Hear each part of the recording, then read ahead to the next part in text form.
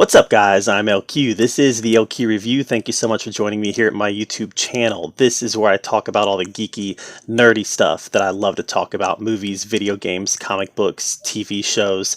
And right now, today, I'd like to give you guys my review of the new Mel Gibson movie, Fatman. Fatman.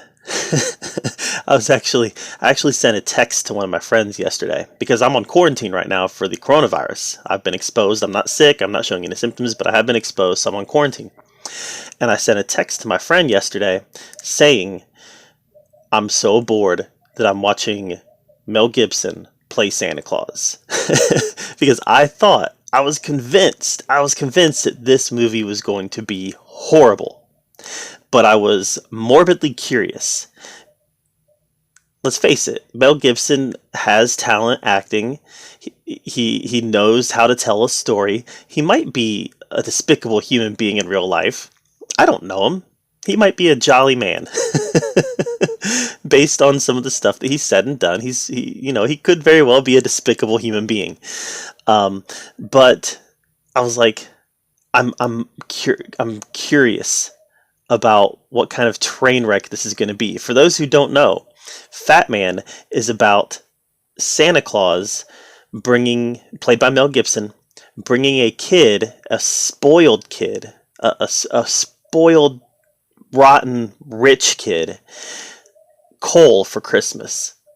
And this kid hires a contract killer to take out Santa Claus. That's the plot. This kid has a working relationship with this contract killer. He has hired this guy to kill people before, or to threaten people before.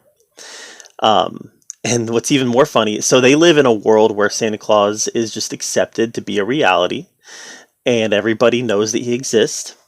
And the contract killer, played brilliantly by Walton Goggins, he is a Santa Claus collector, meaning he collects toys that were made in Santa's workshop. And we see throughout the course of the movie him doing this, him collecting toys that were made in Santa's workshop. So that adds a layer to the fact that he's also hired now to go kill the Fat Man. What I liked about this movie was it walked the line brilliantly of not taking itself too seriously, but being just serious enough to feel legitimate. Like, when I first read about this movie, I was like, this is that scene from Scrooged. Remember that movie within a movie in Bill Murray's Scrooged, where terrorists attack the North Pole? When I heard about this movie, I was like, this is Scrooged. This is the scene, or this is the movie within a movie from Scrooged. And that does play out in this movie.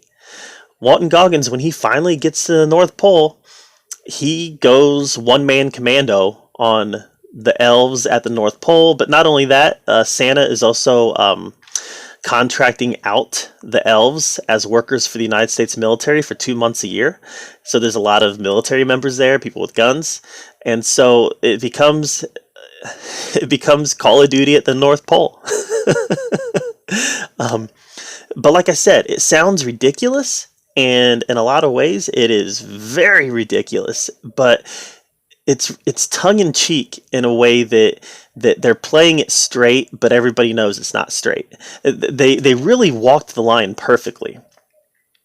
And they walked the line in such a way where they not only is the premise ridiculous but acceptable, but throughout the movie they start to sprinkle in shreds of the supernatural components of who Santa Claus is.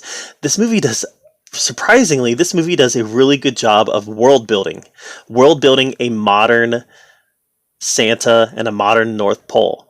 Instead of looking like a Christmas village, it looks like a factory, and the elves are working in a factory. And Santa, instead of looking like a jolly guy, he's wearing work clothes. I mean, it's all very modern and very hyper realistic, but at the same time very recognizable.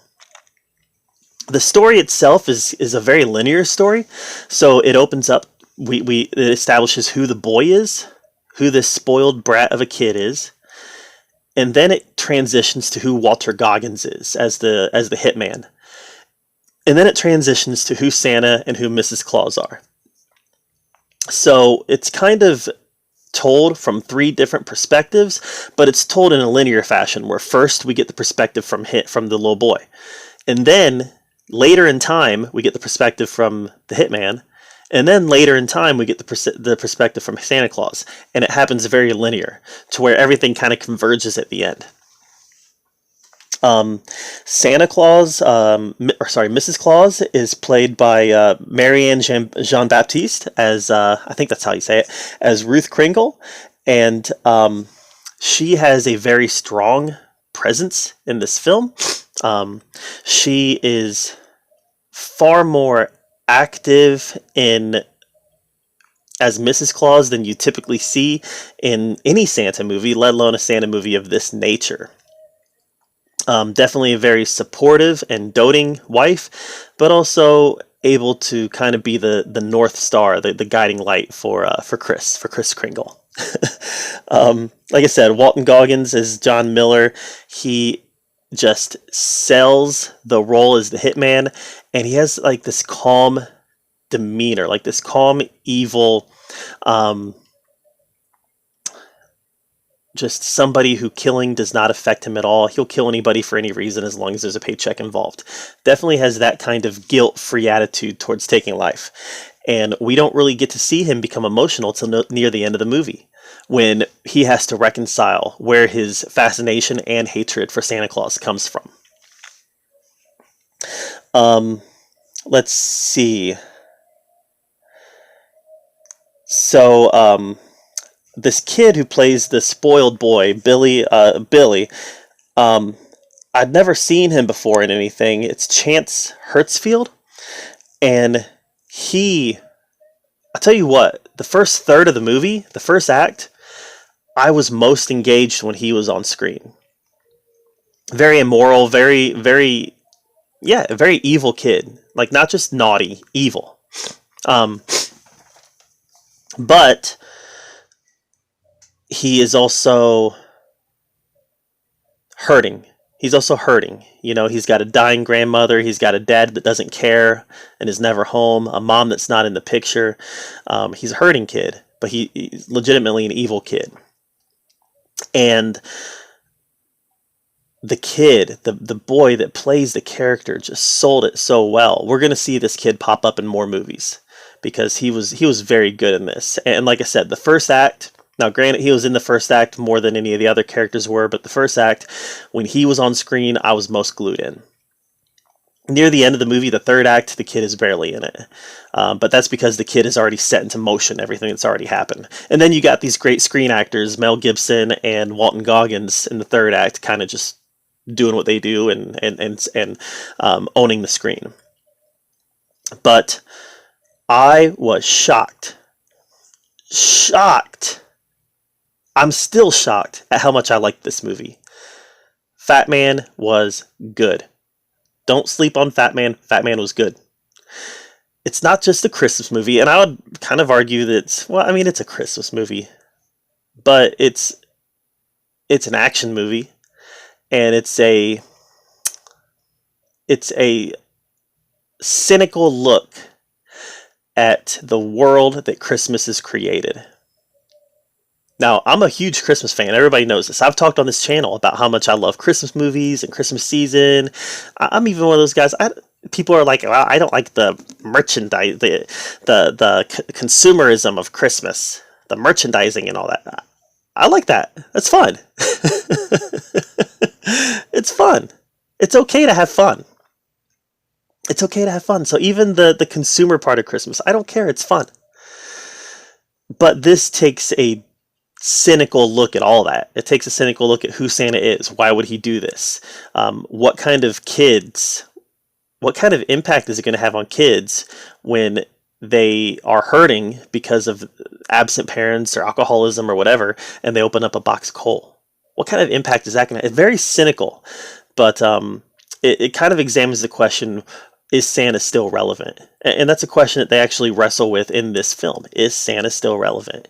And at the end, I think the answer is yes, but it looks different. It looks different. In a cynical 2020 world, this was the perfect year for Fatman to come out. The perfect year. In a cynical 2020 world, Santa is still relevant, but it looks different.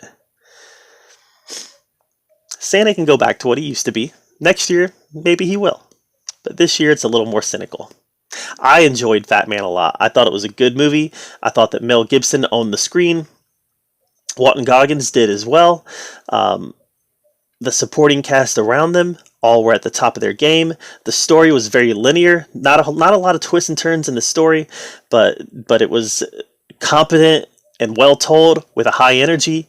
And like I said, there was those dustings of supernatural in there, to where by the end of the movie came and some supernatural Santa Claus related stuff happened near the end, you bought it because they were already dusting it throughout the movie.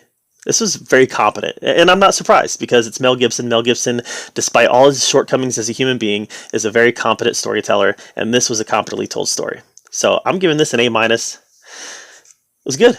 I really liked Fatman. I suggest you check it out.